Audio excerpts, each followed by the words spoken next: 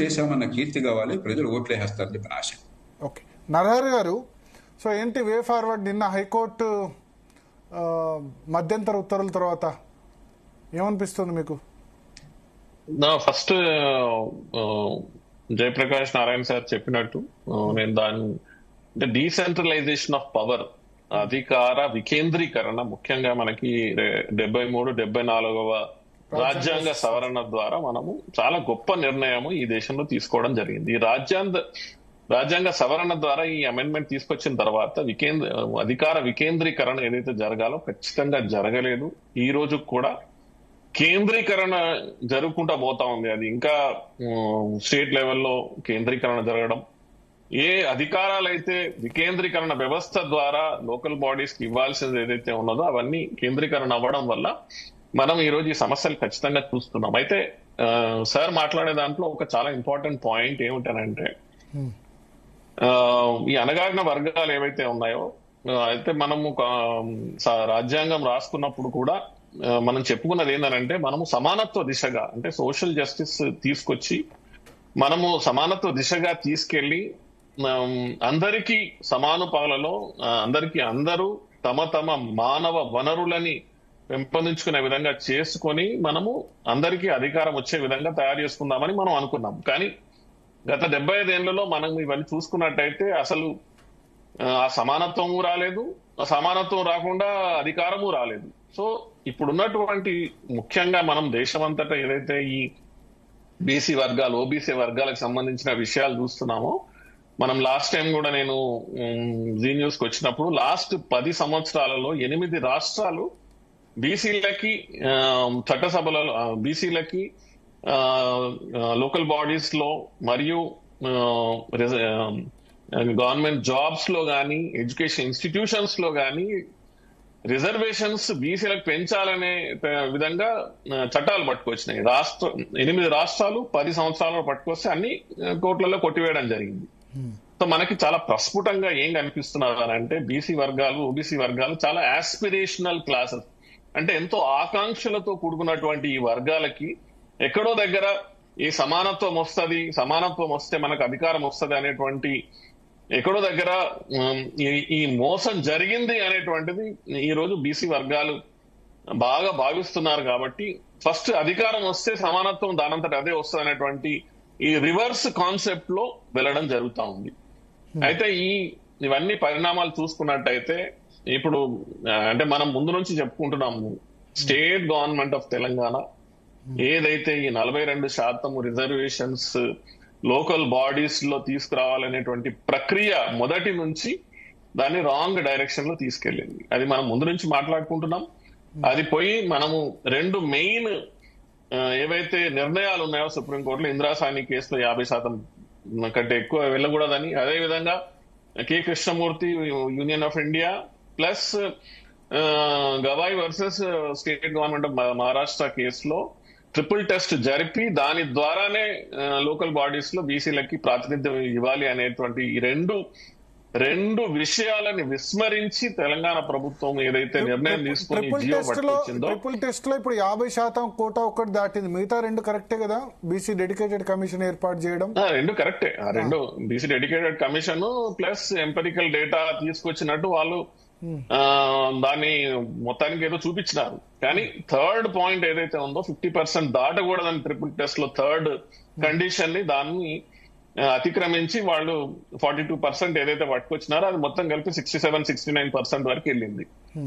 So మనం first నుంచి చెప్పుకునేది ఏమిటనంటే, ఇందాక సార్ చెప్పేది కూడా, చట్టాలు చేసేవాళ్ళు, నిర్ణయాలు తీసుకునే వాళ్ళు, ఇవన్నిటినీ మన దేశంలో మన దేశంలో చట్టాలు ప్రభుత్వాలు తయారు చేస్తాయి. ప్లస్ ఈ రాజ్యాంగబద్ధంగా అంటే ఏదైనా విషయం రాజ్యాంగబద్ధంగా నిర్ణయం తీసుకున్నదా లేదా అనేటువంటి జ్యుడిషియల్ స్క్రూటినీ ఏదైతే ఉందో అది గౌరవ సుప్రీంకోర్టు ఇంపార్టెంట్ గా, తర్వాత హైకోర్టులు కూడా కొంతవరకు చేస్తాయి. అయితే గౌరవ సుప్రీంకోర్టు చాలా స్పష్టంగా 50% దాటకూడదని చెప్పిన తర్వాత కూడా తెలంగాణ ప్రభుత్వం ఇలాంటి నిర్ణయం తీసుకొని ఈ రోజు బోర్ల బొక్కల పడింది. సో ఈ పరిస్థితులలో ఖచ్చితంగా ఇప్పుడు మన దగ్గర ఉన్నది ఏమిటనంటే, ఒక రకంగా తెలిసి కూడా తప్పు చేయడాలనే దిశగా ఈ నిర్ణయం తీసుకున్నట్టుగా మనకు కనిపిస్తా ఉన్నది. సో దీంట్లో ఫస్ట్ ఆప్షన్ ఇందాక మీరు చెప్పినట్టు కూడా ఫస్ట్ ఆప్షన్ ఏంటంటే ఈ స్టేకి వెకేట్ చేయడానికి సుప్రీంకోర్టు వెళ్ళడం. సో సుప్రీంకోర్టు వెళ్తే ఏం చెప్తుంది సుప్రీంకోర్టు?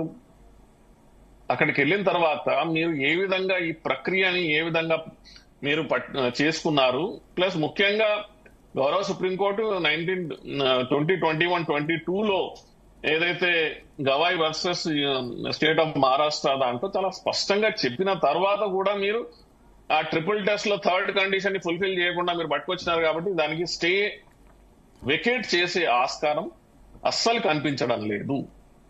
సెకండ్ ఆప్షన్ తెలంగాణ ప్రభుత్వం ముందు ఏముందనంటే పాత రిజర్వేషన్స్ ప్రకారం, అంటే పాత రిజర్వేషన్స్ లో 18% ఎస్సీలకి, 9% ఎస్టీలకి మరియు 23% బీసీలకి పాత రిజర్వేషన్ ప్రకారం మళ్ళీ డ్రాలు తీసి మళ్ళీ ఎంపీటీసీ, జెడ్పీటీసీ, సర్పంచ్ల రిజర్వేషన్స్ ని నిర్ధారణ చేసి ఎలక్షన్స్ పోవాలి.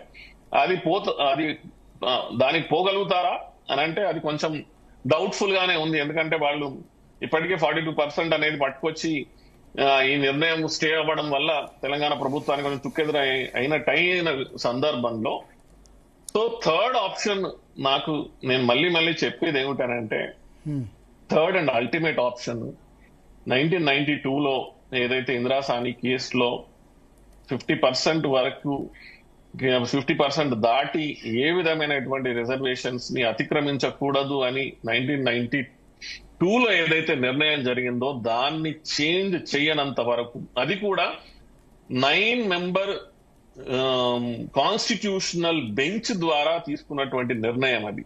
సో 9 మెంబర్ కాన్స్టిట్యూషనల్ బెంచ్ ద్వారా తీసుకున్నటువంటి ఆ నిర్ణయాన్ని చేంజ్ చేయనంత వరకు ఏ చేయాలంటే మినిమం 11 మెంబర్స్ కావాలి, 11 మినిమం. సో దాని అగేన్స్ట్ గా మళ్ళీ కాన్స్టిట్యూషనల్ బెంచ్ వేయించి నిర్ణయం తీసుకునే విధంగా ప్రయత్నం అన్న చేయాలి. లేకపోతే ఇప్పుడు ఆ 9th షెడ్యూల్ కూడా సుప్రీంకోర్టు సమీక్ష చేస్తామంటుంది. మాకు అధికారం లేకుండా 9th షెడ్యూల్ లో చేర్చడం కూడా కరెక్ట్ కాదని సుప్రీంకోర్టు కామెంట్ 2007లో ఐఆర్ పోలో and versus state of Tamil Nadu ఈ కేసులో సుప్రీంకోర్టు చాలా స్పష్టంగా చెప్పింది, any law made by any government in this country is subject to judicial scrutiny if it is not in consonance with the basic structure of constitution అని చెప్పింది. అంటే ఏ విధమైనటువంటి నిర్ణయాలు ఏ గవర్నమెంట్లు తీసుకున్నా ఒకవేళ బేసిక్ స్ట్రక్చర్ కి అగేన్స్ట్ గా ఉన్నట్టయితే మేము దాన్ని ఖచ్చితంగా అది 9th షెడ్యూల్లో పెట్టినా కూడా కానీ దాన్ని మేము స్క్రూటినీ చేస్తాము అని చెప్పడం జరిగింది. సో ఈ 50% రిజర్వేషన్ అనేది basic structure of the constitution, Keshavanand Bharati కేసులో ఇచ్చినటువంటి బేసిక్ స్ట్రక్చర్ ఆఫ్ కాన్స్టిట్యూషన్ ఆ డెఫినేషన్ అంతర్గతంగా వస్తుందా లేదా అని చూసుకోవాలి. బట్ బై అండ్ లార్జ్ ఈ రోజు ఉన్న సెటిల్ అయినటువంటి విషయం ఏమిటంటే 9th షెడ్యూల్లో ఏ విషయాన్ని పెట్టినా కూడా కానీ దాన్ని ఖచ్చితంగా సుప్రీంకోర్టు స్క్రూటినీ చేస్తుంది. సో కాబట్టి మీ ఉద్దేశం ఏంటి? ఇప్పుడు స్టే వేకేట్ కాదు, రెండవది 50% దాటదు, హైకోర్టులోనేమో హైకోర్టులో పాజిటివ్ వస్తుందా, జడ్జిమెంట్ రాకపోవచ్చు హైకోర్టు అయిన వరకు. సో గౌరవ సుప్రీంకోర్టు ఇందాక మనం చెప్పుకున్నట్టు KK Krishnamurthy versus Union of India మరియు Vikas Kishan Rao Gawai versus state of Maharashtra 2021లో ఇచ్చినటువంటి జడ్జిమెంట్ సుప్రీంకోర్టు జడ్జిమెంట్స్. అవి సుప్రీంకోర్టు జడ్జిమెంట్స్ ని అతిక్రమించి హైకోర్టు ఏ విధంగా నిర్ణయం తీసుకుంటుంది? తీసుకోలేదు వారు. అందుకని స్టే ఇది తాత్కాలికమైనటువంటి స్టే ఇచ్చినా అవడాన్ని అల్టిమేట్ గా దీని డైరెక్షన్ మాత్రము ఈ జియోని కొట్టివేసే విధంగానే అదే డైరెక్షన్ లో పోతున్నది. సో ఇందాక మనం చెప్పుకున్నట్టు ఈడబ్ల్యూఎస్ రిజర్వేషన్స్ లో ఏ విధంగానైతే అన్ని పొలిటికల్ పార్టీస్ ఈ దేశంలో ఉన్న పొలిటికల్ పార్టీస్ అన్ని ఏకమై ఎవరు దీనికి ఆబ్జెక్షన్ చెప్పకుండా, ఎవరు పార్లమెంట్ లో ఆబ్జెక్షన్ చెప్పకుండా కోర్టులో కేసులు వేశారు మళ్ళీ అందరూ.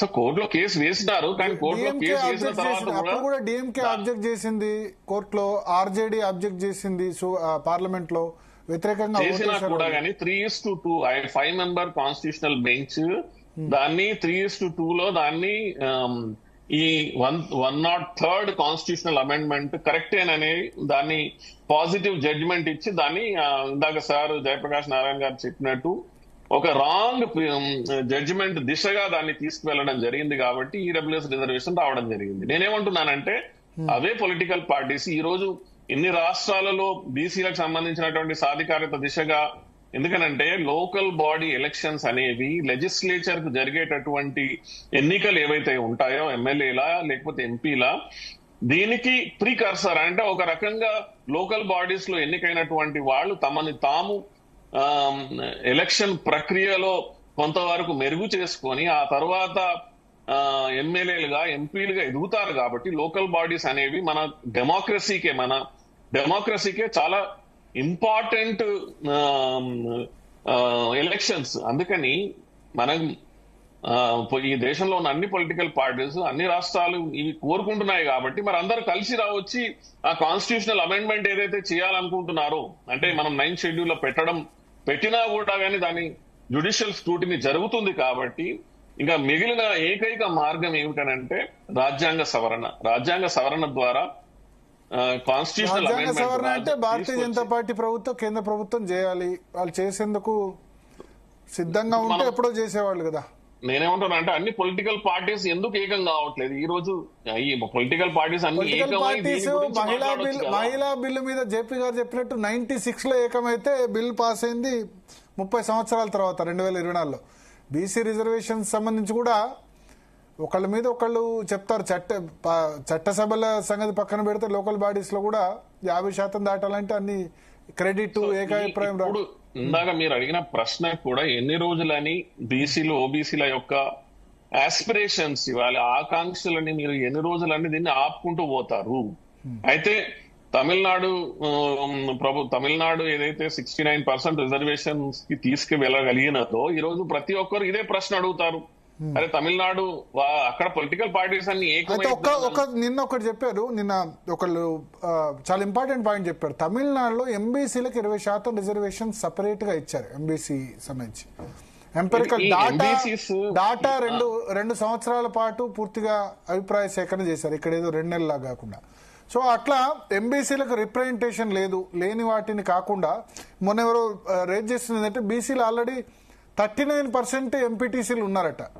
50% స్థానిక సంస్థల్లో బీసీలు ఆల్రెడీ ఉన్నప్పుడు కోర్టు దాన్ని యాక్సెప్ట్ చేయడం కూడా తక్కువ కదా ఆల్రెడీ స్థానిక సంస్థల్లో. ఎమ్మెల్యేలో ఈ డేటా ఏదైతే మాట్లాడడం జరుగుతుందో ఈ డేటా అనేది అక్రాస్ సెవరల్ ఎలక్షన్స్ తీసుకోవడం లేదు. అంటే అక్రాస్ సెవరల్ ఎలక్షన్స్ అంటే గత 10 ఎలక్షన్స్ లో వచ్చినటువంటి డేటాను తీసుకొని అనలైజ్ చేసి చెప్పాలి. అది చెప్పకుండా ఒక 2 ఎలక్షన్స్ లో వచ్చినటువంటి గత రీసెంట్ డేటా ఏదైనా తీసుకొని ఇంత ఉన్నది అని చెప్పుకోవడం అది సరి అయినటువంటి అనాలిసిస్ చేసే డేటా కాదు. మోస్ట్ ఇంపార్టెంట్లీ మనం ఏమంటున్నామనంటే ఈ దేశంలో ఓబీసీలు ఏదైతే ఉన్నదో this is a majority OBC country. ఇది అంటే ఈ దేశంలో 50% కంటే ఎక్కువ మెజారిటీ బీసీలు ఉన్నటువంటి కంట్రీలో మనం మైనారిటీ బీసీలు ఓబీసీలకి సాధికారత దిశగా అడుగులు వేయడం ఇంతవరకు జరిగింది. ఇకనైనా దాంట్లో కొంత సవరణ చేసుకొని మనం అడిక్వేట్ రిప్రజెంటేషన్ అంటే అడిక్వేట్ రిప్రజెంటేషన్ అంటే ఇప్పటికి కూడా మనం ప్రపోర్షనల్ రిప్రజెంటేషన్ గురించి మాట్లాడడం లేదు. కనీసం ఇప్పటికైనా కూడా కానీ అడిక్వేట్ రిప్రజెంటేషన్ చేసి సాధికారత దిశగా తీసుకెళ్తే అది బాగుంటుందేమో నాకు అనిపిస్తుంది. సార్ జేపీ గారు